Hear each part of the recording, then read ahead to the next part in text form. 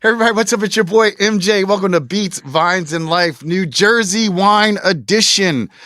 Special episode for you guys. Brought to you by the Garden State Wine Growers Association.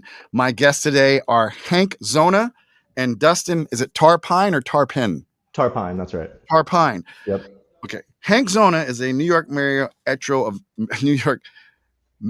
area event planner, speaker, and writer. He has written extensively about wine and spirits, as well as food, agriculture, travel, trends, and culture, having contributed to Eater New York, Travel and Leisure, Food 52, The Wall Street Journal, Off Duty Travel, Edible New Jersey, and New Jersey Monthly, and Jersey's Best, where he wrote a very nice article about me a few years ago. Thank you, Hank. And Dustin is a South Jersey native who graduated from Clemson University in the spring of 2011. He's a baby with a Bachelor's of Science in Horticulture, and he is now co-owner and manager of Cedar Rose Vineyards and Vine Tech LLC, which is a vineyard management company here in New Jersey. Welcome, Hank and Dustin. Thanks, MJ. Yeah, glad to be here. Thank you so much. The reason why we're here is, it is the New Jersey Wine Expo is coming up in just a few days. And, Hank was the MC last year. Mm-hmm. And Dustin is someone who has an extensive knowledge of many of the vineyards across New Jersey, the different terroirs. And so we're going to get into, listen, man, Jersey is called the Garden State. Mm-hmm. I make lots of jokes about New Jersey, but I'm also very proud of New Jersey. So I'm here to learn more about the wines of my home state. So guys, thanks for being here.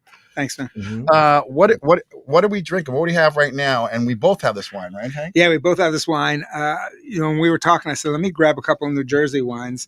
So I was going through what I had, and knowing that Dustin was going to be sharing the billing, I have what I think is actually really cool is a 2017 barrel-aged Vidal Blanc, and it's aged in acacia barrels.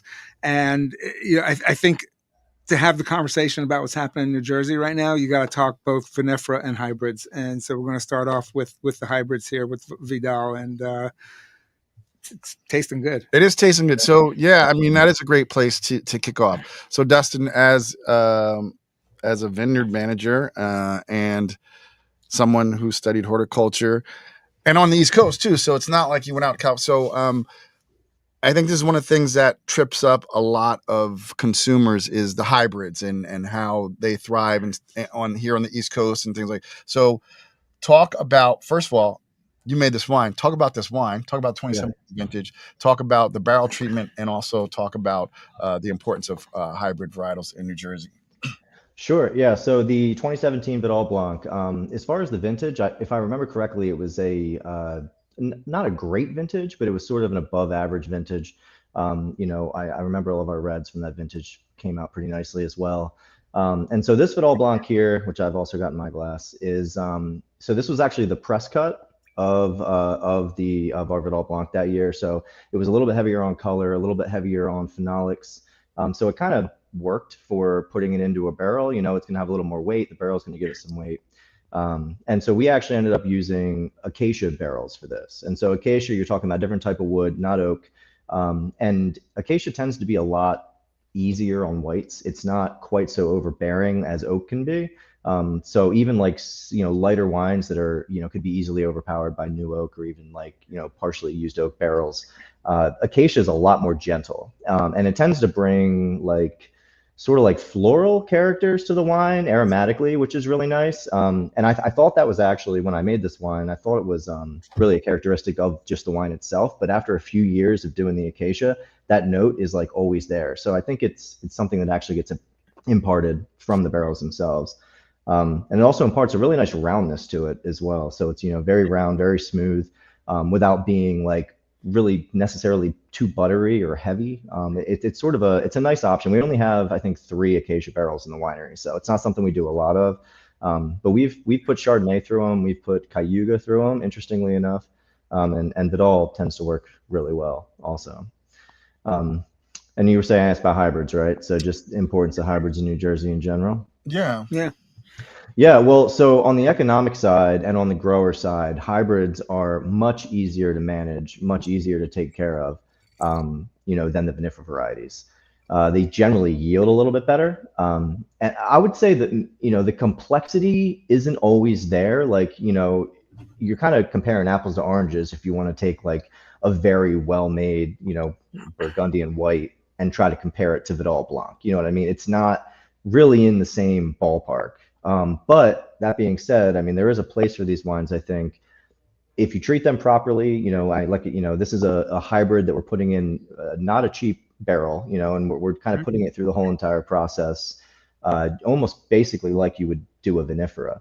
And when you do it that way, you end up with a really nice product that's generally a little bit more drinkable, maybe a little earlier sometimes, especially in the case of reds. And it's in the case of whites, I mean, there's white hybrids out there like Chardonnay that people are doing some really interesting things with that are really competitive with some Chardonnays in a sense. So it's a good economic thing for the winery for sure, because it's a little bit lower cost, it's lower input, we don't have to spread quite as much. The management style is a little bit lower input, so it's a good. And I think it's a good entry point for a lot of wine drinkers too, because sometimes they're a little bit more mild, they're a little bit easier to deal with than your classic vinifera whites and reds. Yeah, I think it's what you do with them too, right? And hybrids, the way you handle them, the way you make the wine, the way you grow them, really is what gets the most potential out of them. So what you did here, using the acacia barrels, gives it a different look than if you had made it kind of, maybe in stainless or in an oak barrel.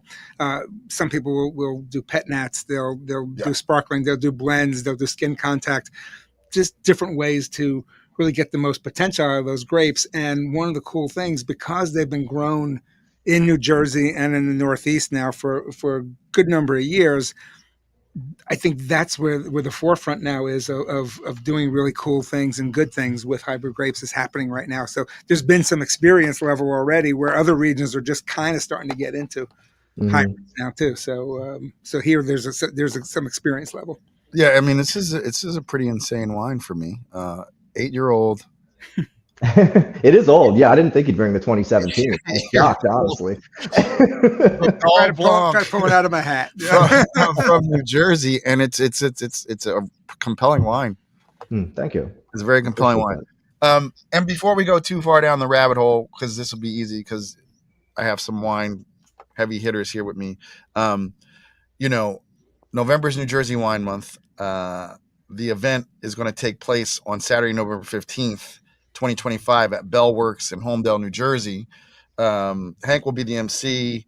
Participating vineyards and wineries are Alba Vineyard, Angelico Vineyard, Auburn Road Vineyards, Autumn Lake Winery, Bellevue Winery, Beneducci, Cedar Rose, where we're drinking Cedar Rose right now, Chestnut Run Farm, Cream Ridge, the Mateo Vineyards, Federal Twist Vineyard, Four Sisters, Kennedy Cellars, Loretta, Meadowbrook Winery, Ocean City Winery, Plagitos Winery, Rebel Sheep Winery Co., Saddle Hill Cellars, Salem Oak Vineyards, Charlotte Winery, Stokeland Winery, Tomasello Winery, Unionville Vineyards, Valenzano Winery, Villa Milagro Vineyards, Villari Vineyards, Wagon House Winery, Whitehorse Winery, and Working Dog Winery.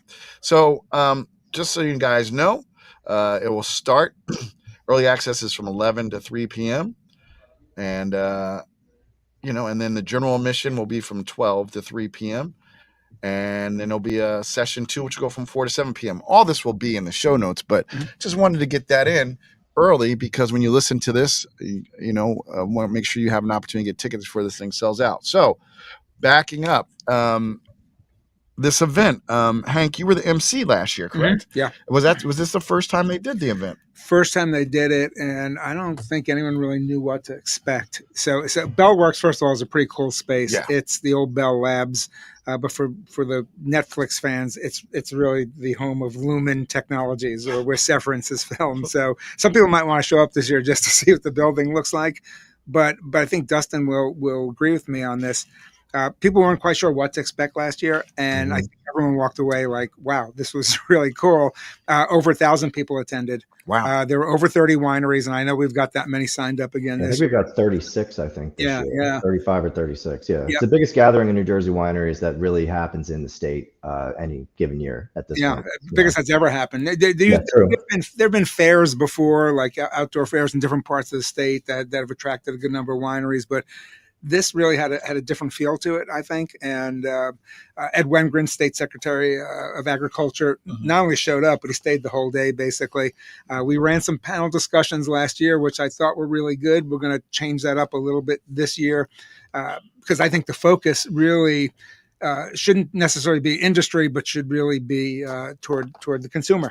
And I think we're going to start to really see that this year because people really had a blast. I walked around with a camera crew just interviewing people. And I'm like, hey, do you like New Jersey wine? And some people are like, yeah, I'm a fan. I'm a fan of these wineries. And other people are like, no, I've never had it. I didn't know what to expect. And they're like, this is really cool. And it's really fun. And that's what wine is, right? It's cool and fun. Yeah. So I agree. I think wine is it's a portal to a time and place, right? So, these wines, and I'll ask you this, Dustin, how many AVAs are there in New Jersey? Because a wine should transport you someplace, right? Both in the terroir or sense of place, and then also the memory. So how many AVAs are there currently in New Jersey? So I believe there's 3 designated AVAs with 1 sub AVA. So it's at Warren County, the Outer Coastal Plain. The other one's Delaware. What's the Straddles, Pennsylvania, and there's another one. I forget it's like the Delaware River or Delaware, Central Delaware, something like that. And then it works too, I think, right? I believe so, yeah. And then there's the Cape May Peninsula actually created a sub AVA now, so that's an AVA within the Outer Coastal Plain. Yeah, we have Cape May, Central, and so Cape May was established in 2018. Has 126,635 acres under vine. And this one interests me. Its soils are sandy and sandy loam. I hope somebody plants some Grenache down there. Yeah. I just my mind when I hear sandy and sandy loam, I go to Chateau Reyes. Okay. Now, listen. We're 1,000 years away from that because of the tradition. But I just, what I love about particularly this wine even is, you can't always plan Vinifera vinifera. You can't just go. You can't go down to Cape May and expect to grow great Cabernet Sauvignon or Merlot, right? I mean, so it's really this. I'll let you speak more of that. And then we have the Central Delaware. That's what it is. Yeah, Central Delaware. This is an old one, 1984. 96,000 acres spanning New Jersey and Pennsylvania, continental climate, and Cape May's maritime. So saying you could also do some Pinot.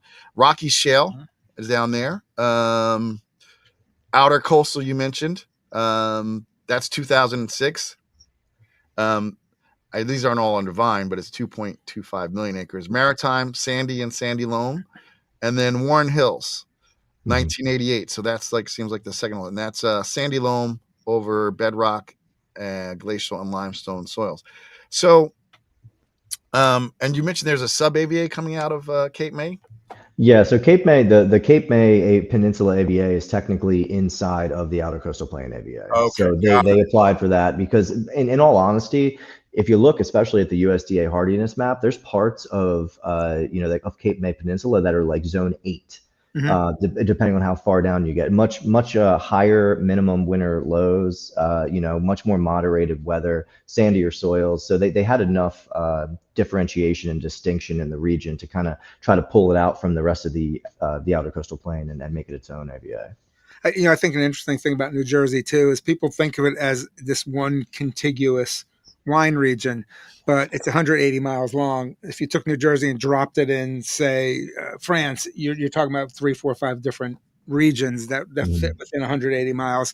Not to compare it to that, you also have an interesting influence of not just the Atlantic, but you've got the river on the other side that actually imparts some influence.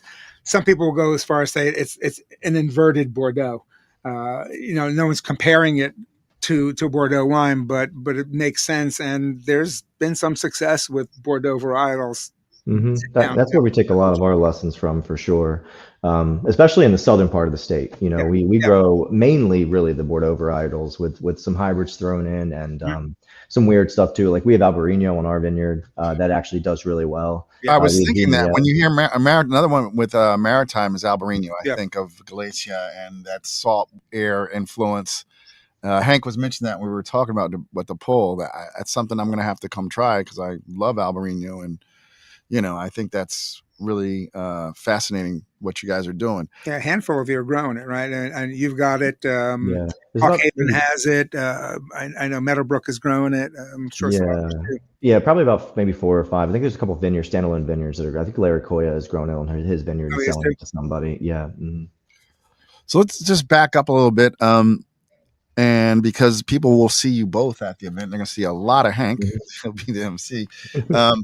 Hank, how did you get into wine, man? How did you get here today? Oh, how to legitimize my drinking somehow, but yeah, right.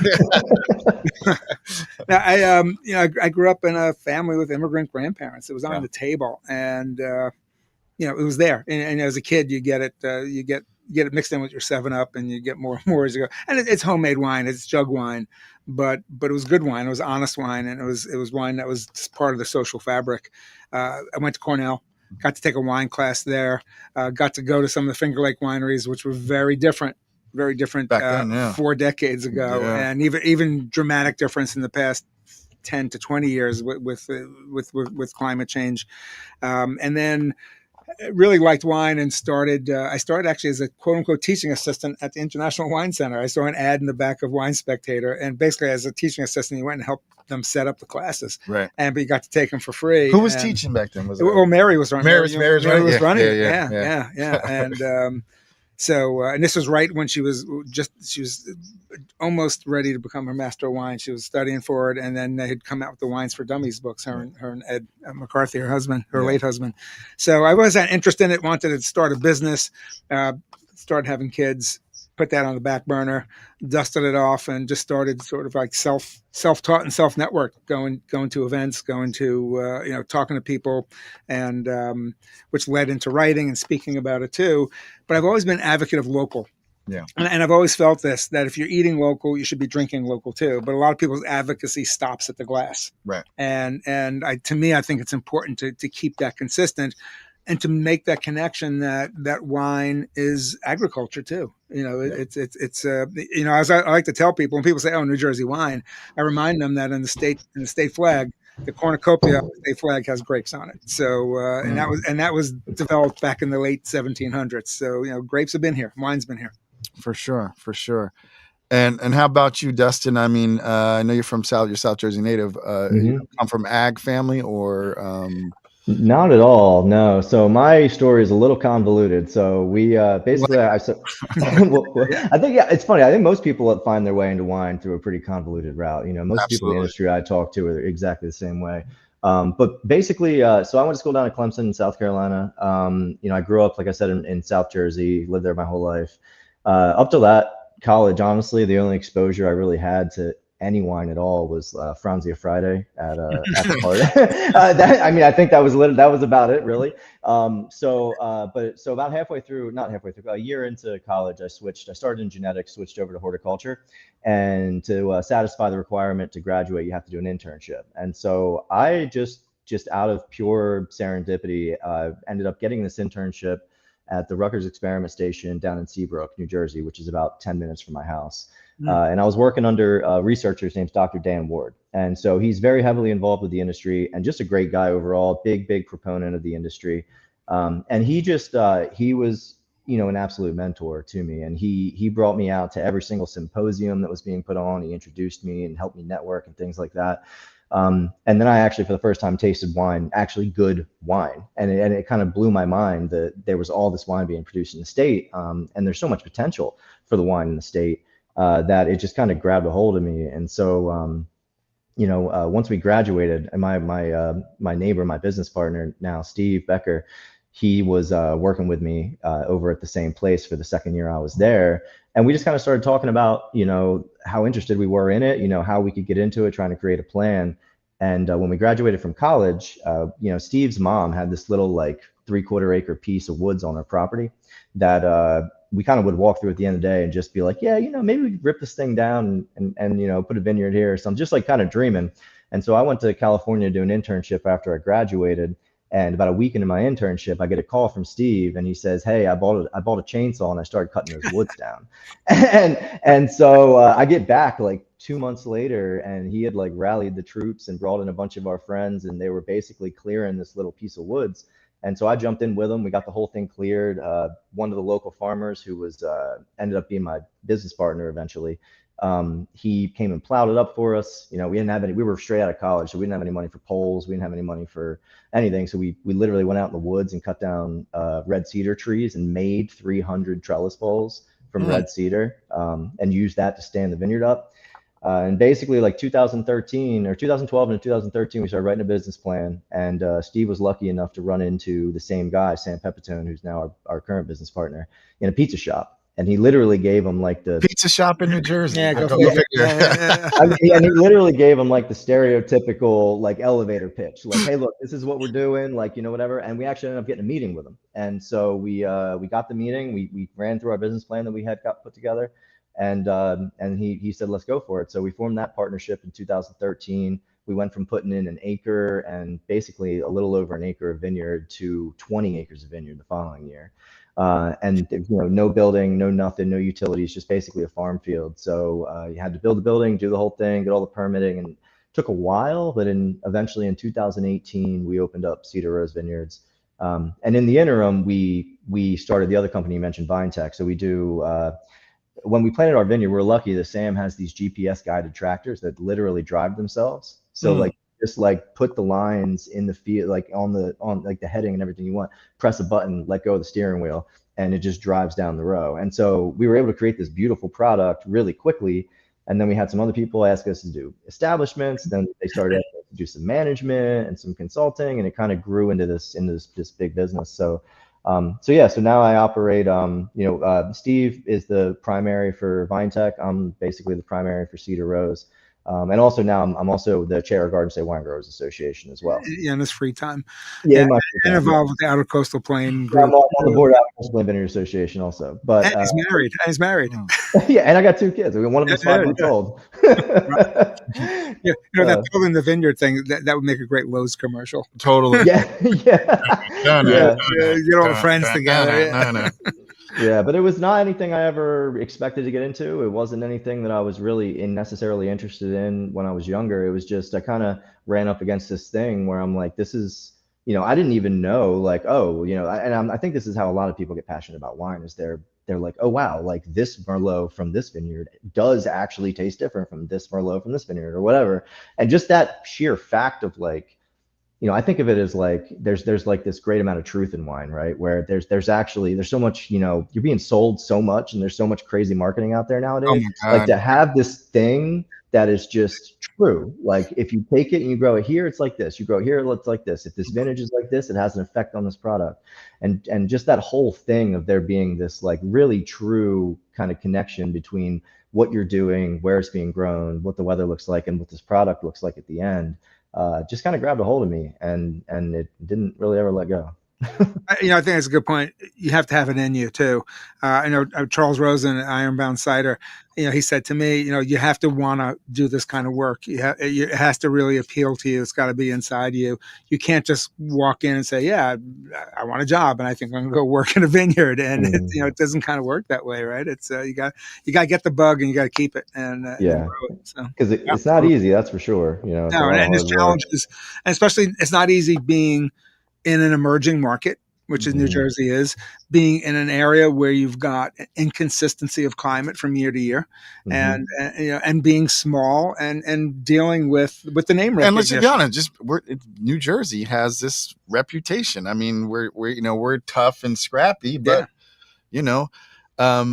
and to some points you said, Hank, New Jersey wine country was recently named as one of Wine Enthusiast's 7 up-and-coming wine regions, which is fantastic. But also something you mentioned about our state flag and the grapes on there. I didn't know this, how deep the wine roots are in New Jersey. 1750s guys named William Alexander and Edward Antill earned respect from the European wine world by meeting a challenge from Great Britain's Royal Society to produce wines that equal the quality of wines from France. So New Jersey won the first Judgment of Paris. That's how I'm calling it. And then apparently in the 1870s, New Jersey was home to Wine City. Yep. And a famed master vintner, Louis Nicolas Renaud, produced award-winning sparkling wine here in New Jersey. And his winery in Egg Harbor Township was the largest producer of bubbles in the United States. Mm-hmm. And his sparkling wine earned a gold medal at the Paris Exposition of 1900. So again, New Jersey at the forefront of beating the French in the wine game. So Renaud came from Champagne, and he came to the United States because of phylloxera, and he was looking for a place where he could replicate it, and ended up down the shore, down in Egg Harbor. Supposedly, and I did a story on the winery a few years back. Supposedly, they have a dispensation from the Champenoise to be able to call it champagne. Okay, as opposed to like I said sparkling wine, right? Because so I wanted to make. I didn't want to. So thank you. That's why it's great to work with a fellow journathink he's done more research. We hear stories.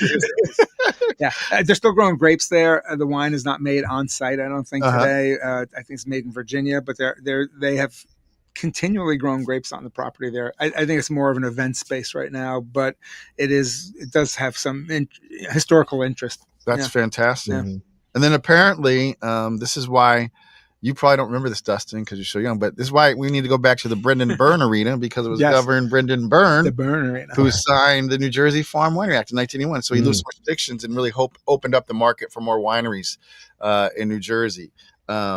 So, and this, New Jersey it's crazy. It is the most densely populated state in America, people. And it's because of our proximity to two major cities, New York and Philadelphia. But New Jersey wineries, they help protect farmland and open space. So it's really it's a win-win-win for us as a state, that the work you're doing. Yeah, we're very lucky. Unlike if you're in Napa or somewhere else, we have our customers in our backyard. I mean, there's we have people who live down the street who drive their ATVs to a winery. So it's an incredible blessing to be able to have such a population of people around. And I think we're maybe like the third highest wine drinking state per capita in the United States or something like that. We do live in New Jersey. Yeah, we're up there. Yeah, we're up there. Definitely top 10. But what I found interesting, I heard this statistic, and I haven't been able to verify it. New Jerseyans spend more per capita, more per bottle on average than anywhere else, which is good for small wineries, because the economies of scale, you have to charge a certain amount in order to make a living. And you and I had this conversation once. You're finding that people are willing to come in, spend a little bit of money, try something different right now. And, even though we'd always talk about people drinking less wine and not being as interested in it, you're offering something experiential where they can come. I mean, how far are you from Philadelphia? Not that it's pretty easy. 45 minutes from certain parts. Yeah. So from that market, it's pretty easy. But also people have a chance now to come visit a vineyard under an hour drive and try different things, and maybe spend a little bit more for it, but understand the reason and the value of that too. So it's pretty cool. Yeah, I mean, go ahead, Justin. No, please. I was just going to say that's one of the biggest things, for us is just getting people in front of us. It's funny because there's all these people who have this perception of what New Jersey wine is, what they think it's going to be, whether the quality and everything else. But when we actually get somebody in front of us in the tasting room, I'm going to find something they like. We have like 25 SKUs at the winery. So we make a lot of different wines. And, I have people walk in and tell me they don't like wine. And they leave with, at least one bottle of wine that they like, so it's a big advantage, and that for me is the key to really changing that perception gap between like where we are and where people think we are, is just getting people in front of us and just showing them the product, because then they just see it and they're like, oh, wow, this is a really high quality product. And the chance to see that wine's attached to real people, and that's, and that I think is where the future of wine is. Oh, 100%. And I mean, the future wine definitely lies in experiences and the fact that you can give people these experiences. And to your point again, Hank, about what goes together, grows together. As this wine is beautiful, um, like, and it's beautiful on its own, but like, what would you like when it was first released, say 2019, what would you pair it with? And now you're tasting it now, Dustin, what would you pair this with? That's an interesting one. Originally, it definitely had a fair amount more acid. The acids have been tamed significantly since bottling. I mean, if you had, maybe a slightly creamier, say, chicken dish or something like that, or something, like chicken or something with some sort of cream sauce, or even with a little bit of lemon or something like that, I think would pair pretty well. Yeah, I think it's a bit. I don't know if maybe even I don't know if salmon, if that would work with salmon or not. I mean, that's sort of a weird one, but it's I was kind thinking of salmon with like a béarnaise. I think it could work. yeah. Now, Guess whatever you pair with Jersey now, I crab, think. What was Crap. that? Oh, Southern yeah. Jersey crab cake. Oh Oh, yeah, I could see You that. get Yeah, all those now crabs coming up especially. from the or like Chesapeake. oh man, yeah, a flounder stuffed with crab meat with like a cream Ooh, sauce. Ooh, yeah, with a hollandaise or But even something. to bring it back simpler, yeah, I'm not. I don't know what you offer at the winery, but you probably have cheese plates. I mean, I would have sure. this is something that would cut across lots of different types Great of cheeses. aperitif. Yep. Yeah. Yeah, great Great aperitif, starter. great like charcuterie and cheese kind of a wine too. Yeah, we've got that. Yeah, we do a build your own board over here. So we have everything priced a la carte, and then people can just get whatever they want. But yeah, I think it would work really well with that for sure. You don't have this, but we have a red. You want to pour the red, Hank? Sure. And while he's pouring that, But he's had it, and yeah, so I'm sure. Is that the Meadowbrook? He's a chairman. Yeah, no. But last time I saw Dustin a few weeks ago, it was at the opening of the tasting room It at was. Winery Meadowbrook. So he got to taste it. great. To just to dovetail on my own question. Excellent. Thank you. If I don't, who will? Why not?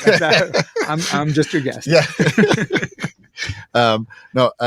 I also want to go with that. What goes together grows together. Like, what has the effect of these wineries been on like some of the restaurant scene in these areas? Like, have you noticed, both of you? Have you noticed? One or two restaurants popping up that is really highlighting the wines and the wonderful produce and ingredients we have here in New Jersey. So this is a great question because there's a conversation Dustin and I have had, and it's something we're trying to do for the expo. The wineries have done a great job building a loyal customer base that comes to you get a lot of repeat customers, right? A loyal customer base that comes and visits all the time. Active wine clubs at a lot of the wineries. But I think now the secondary wave has to be getting the better restaurants and retailers now on board. And that's finally starting to happen because they want to be. A lot of the best chefs, a lot of the best food purveyors, they understand that whole symbiotic relationship with wine and with the food that they're growing, that they're making. So it's and it's something I've seen in other emerging markets I've written about. I've seen it in Vermont. I've seen it up in the Hudson Valley. I see it up in Michigan, where there's this buy-in, this symbiotic relationship. So I say it's starting to happen now. Yeah, I mean, the biggest impact I say to date would be on, say, BYOs, because with our license, we're allowed to have 15 BYO restaurants carry our products, and so they can serve that by the bottle to customers right now. Right.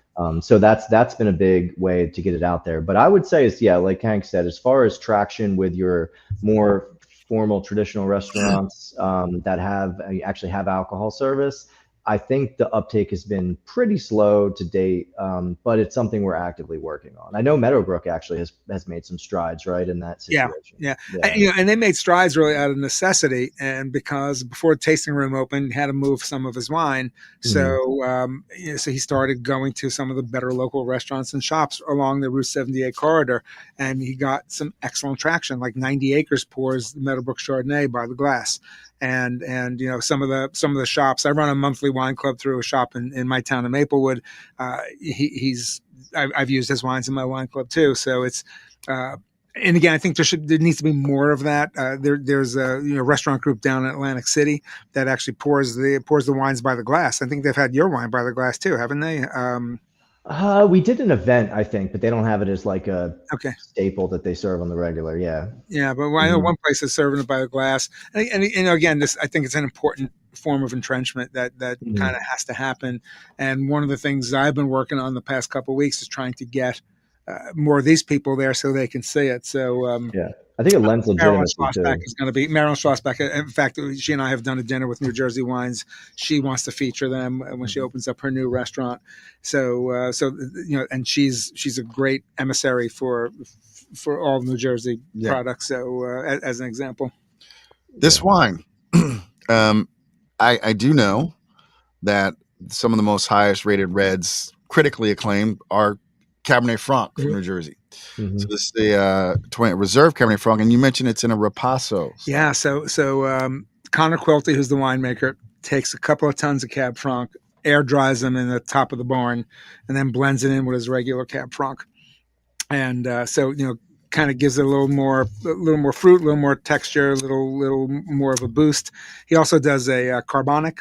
I think he's doing a rosé with Cab Franc, and Hmm. he's doing a regular Cab Franc as well. I don't like Cab Franc, and I like this. It's not green. Right. So when I say I Hmm. don't like Cab Franc, I'm not a fan. And this is what you have to understand with judging wines. I understand. I will properly rate a Loire Valley Cab Franc, Mhm. but I hate pyrazine. I hate green peppers. Right. My mom made the worst stuffed peppers, and it really scarred Yeah. me. Yeah. And I said, "Why? Since down their portals, they take you back." So I'm like, "Oh!" As soon as I get, and there's I people who agree. love that, Yeah. Yeah. and that's Yeah. how it should taste. Napa wines, I think you get some of them. They get too big, too extracted, and too oaky. Mhm. But this 13.5 and good fruit for me, Mhm. but dry and relatively light Yeah. for the style. This is a fantastic wine for food. I think This one, I think, is one best read in the state at the Governor's Cup Award Hmm. back in January, and Len Thompson, who's a well-known East Coast wine writer, really specializes in the East Coast. He also runs a quarterly wine club. Just happened to be visiting New Jersey last week. His daughter had a lacrosse tournament, I think 10 minutes away from Meadowbrook. So he got to visit for the first time. And he wrote that he thought the Cab Francs across the board were really good. I think Cab Franc across the board in New Jersey is really good. He does a great job with it, Dustin. People talk about signature grapes, and Sure. signature grapes are a sticky thing, right? Because like the signature grape in the Finger Lakes is Riesling. Right. But outside the wine industry, not a lot of people really drink Riesling. Right. But they're also making lots of other wine up there Sure. too. And I've had winemakers say, Hank, can you help us write about and talk about something other than Riesling at this point? And I think that's a sticky thing. What should a signature grape be? It does help boost the profile of Sure. a region. I think Cab Franc can be it because from the top of the state to the bottom, I've tasted lots of good ones, and there's enough variety in them to make it interesting because of that Yeah. 180 mile and broad differentiation and the different microclimates within it.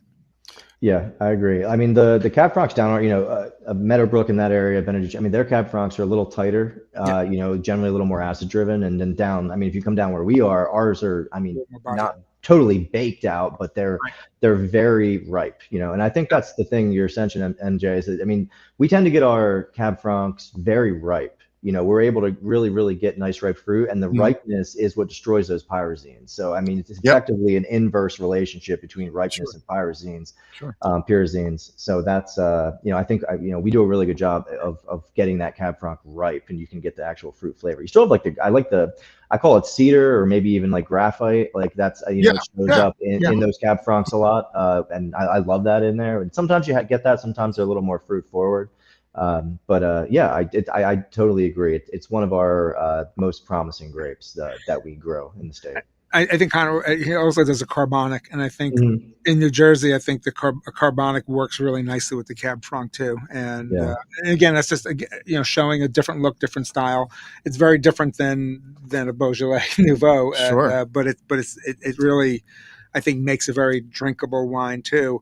And and this is a really good example of what's happening here in the state. You've got it's an emerging market. Yes, you've got families here like the Tomasellos that have been at it since prohibition ended, and but still an emerging market even for them.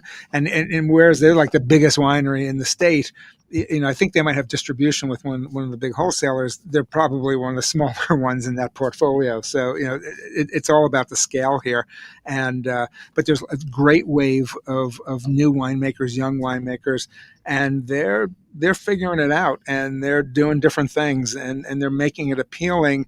Not just the winemaking appealing, but the experience that the people have when they come visit. I think they understand that, and it's. But the winemaking is more important, because it's in the past, I think in a lot of places, especially where they weren't making fantastic wines, the emphasis was on let's give people a fun experience, and the wine became kind of secondary. But here, I think the wine is primary, and let's wrap it with a good experience. Yeah, absolutely. Yeah, I think that's true, because I mean, you mentioned about wine marketing. I mean, you look at most typical wine marketing. It's a young lady with blonde hair and a sundress with a floppy hat in a vineyard with the wine splashing out of her glass. Yeah. And then it's an older gentleman, typically white, in his 50s, with a golden retriever and a on. But so people like that. People want that sunset in the vineyard, right? And they want that sunset in the vineyard. They want that view. And I once heard it was in one of the Somm movies. It was like, with the exception of some vineyards in California, wine grows in really beautiful places. Mm-hmm. Right? It loves beautiful places. Mm-hmm. Now, and listen, you're down the shore, you're down the coast, you're up in Hunterdon County. I mean, it is called the Garden State. We have a beautiful state. Mm-hmm.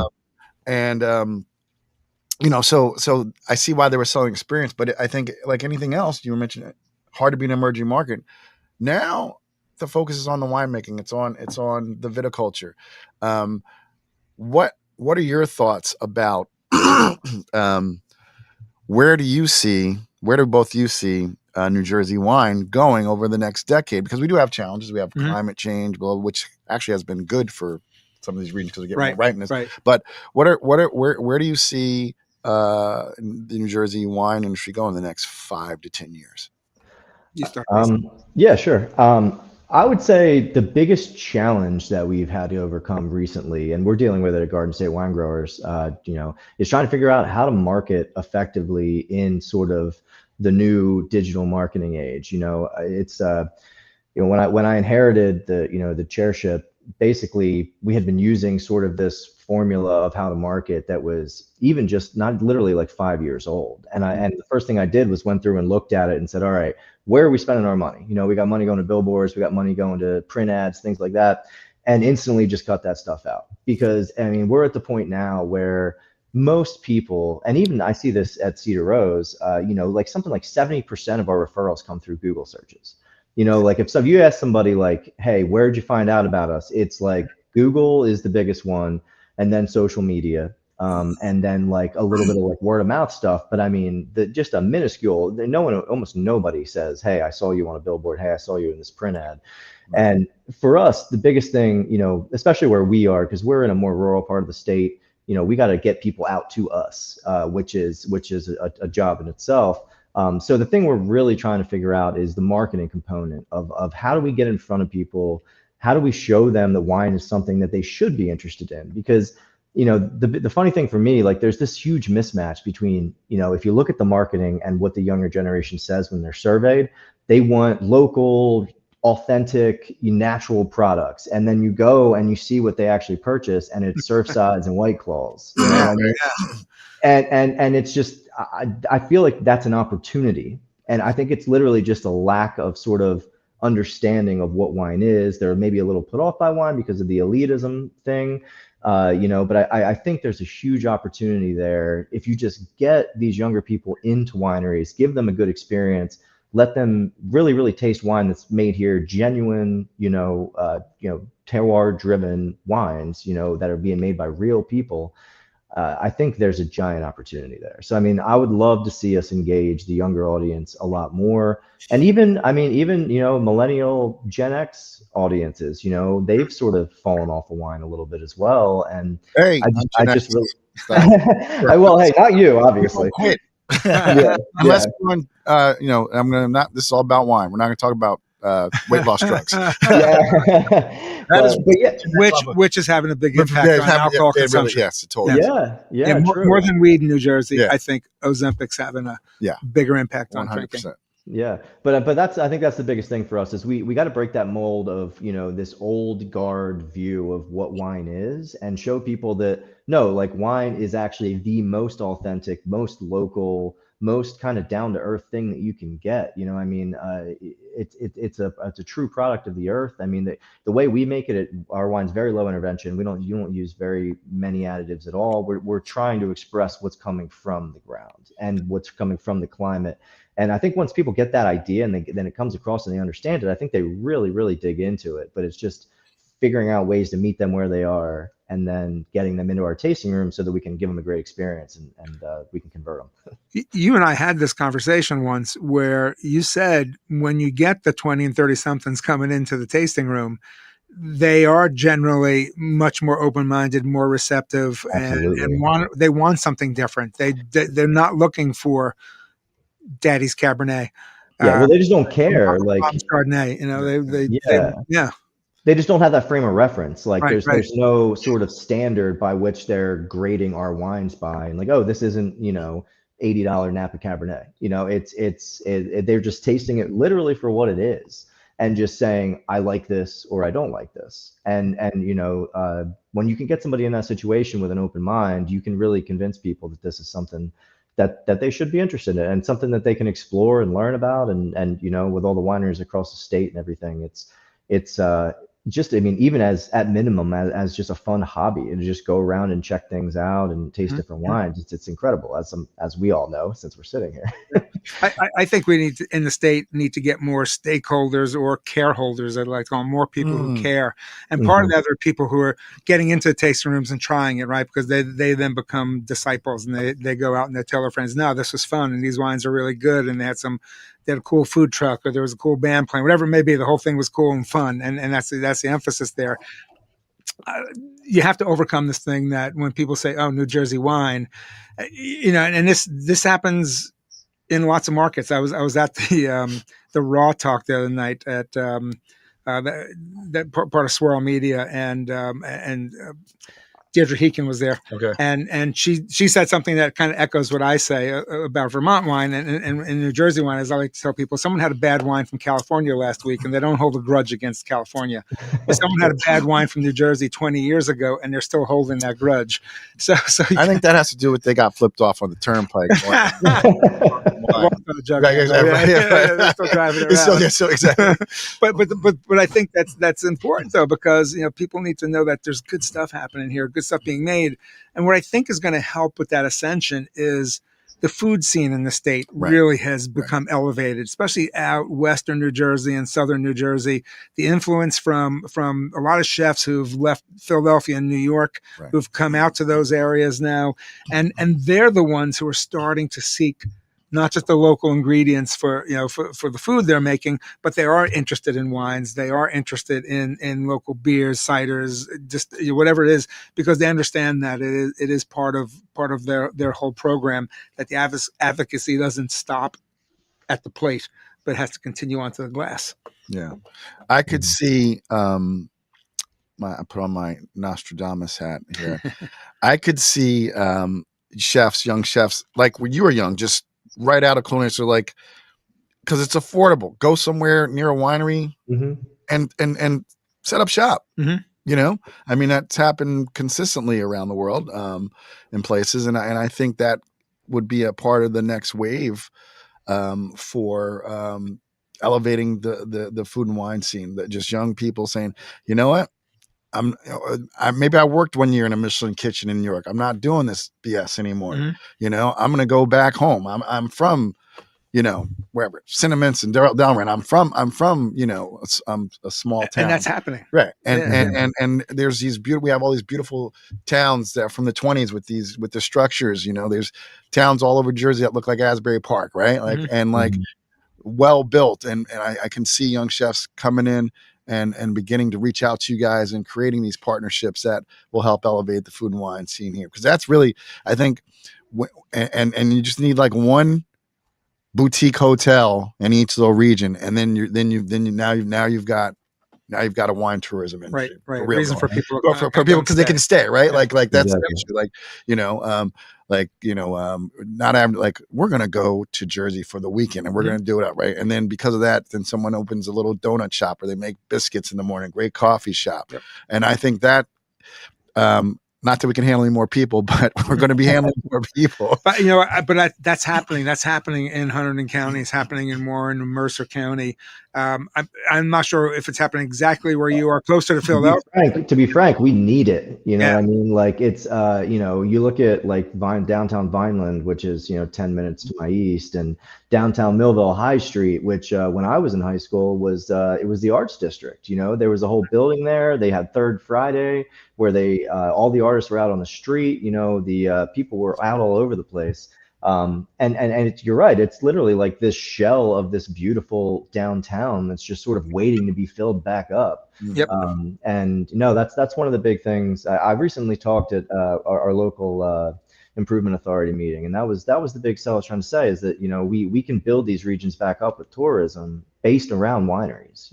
I mean, you really can do that as the cornerstone. You've got the good wine, people come to visit that. Now they need somewhere to eat. Then you got a restaurant pop up. Now they need somewhere to visit. So I think there needs to be more of that relationship between the better food providers, the better retailers. That to me is critical as a next step. And I think there has to be a continuing growth of the camaraderie.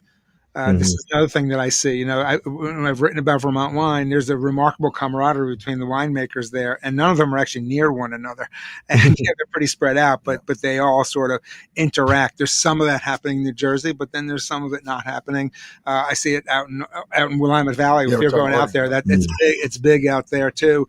I think that's another critical, important aspect for a market in order for it to emerge. That the rising tide lifts all boats thing. I think it really does happen. I think there needs to be more mentorship. The other thing, and Dustin knows this too, once he showed an inkling of interest in getting into wine, they grabbed him. They pulled him in. They made sure they saw he had the bug, and they made sure the bug stayed. Yeah, absolutely. There's a paucity of talent right now. It's really. We need more professional talent, at all levels in New Jersey for the trade, because the trade's here now. The winemakers are here. Everyone's making plenty of wine, good wine, but now you got to get more, build the bench strength, really. Yeah, we basically train pretty much everybody up who comes through here. I mean, it's kind of funny. Like everyone comes in through the tasting room, right? They all start out as servers, but now one of my servers, my events coordinator, another one's my assistant winemaker. Another one's doing wholesale for me. So it's, we've had to train people up because, the preponderance of people with those skills doesn't really exist, Right. So when you see somebody who's got some potential who comes in, we've been very adamant about, all right, well, let's start doing a little bit of this. Let's start doing a little bit of that, and kind of moving you into a more, concrete role and trying to keep you around, because it's hard to find really, really skilled people who are kind of out of the box, ready to go for a lot of these roles. Yeah. I know Rutgers has that program. I got a story on that where it's really a month-long program in the summer where people have actually done that and gone out and gotten positions with New Jersey wineries. One person actually planted his own vineyard up near the GW Bridge. Talk about top to bottom with the state. He's been making wine with a group of friends in a garage in Elizabeth, getting grapes shipped in, but now he's growing his own. So that program is great because the people who've gone into it have pretty much stayed in state with a few exceptions, and somehow gotten themselves into wine. But it's still a small program, and it's not an easy program. You got to have the time off to be able to do it, and they've tried to tailor it to make it more friendly for that. But I think I think that's a big thing. Maybe with some of the big markets taking hits now, where they're they can't sell the grapes. They're pulling vines up. They're laying off people. Maybe when the big markets are starting to take hits, that might actually, I think, help some of the smaller emerging markets as well. Yeah. People are still going to drink wine. Wine's not going anywhere. Yeah. We've seen that for 6,000, 7,000 years. Yeah, you can outlaw alcohol and people are still making wine, right? Yeah. They become a church so they can get grapes and make Sacramento wine. Exactly. Prohibition, right? It's always going to be here. Yeah, it's going to be here. Yeah. So, guys, what are you most excited about for this event, the second annual New Jersey Wine Expo, next Saturday, the 15th of November.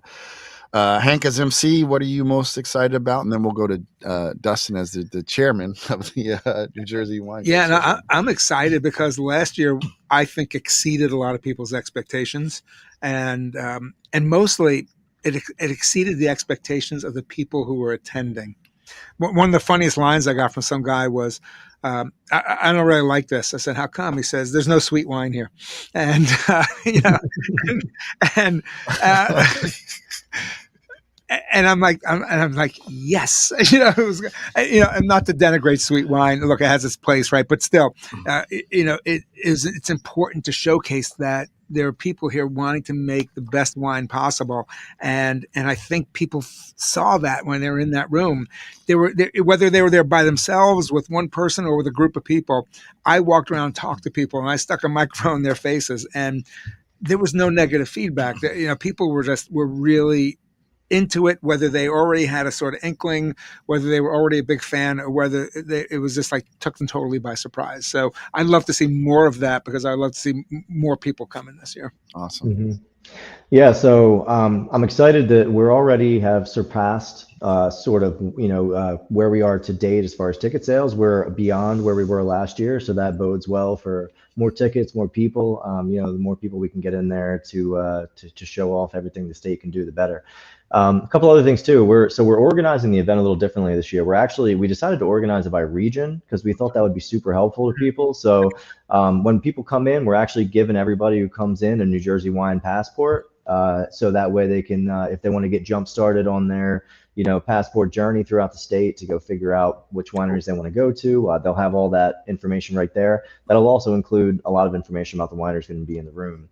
And then the room itself was going to be organized with, the wineries from the south here, central, and then north, all different color coded and everything. So, we call it the New Jersey Wine Expo, and we want to really make it an exposition of the wine industry. So we want people to be able to not just come taste wine, but really get a feel for what's going on in the industry, for which wineries they're located near. So if they want to go check wineries out, they know, okay, these 5 wineries are within, say, a half hour of me.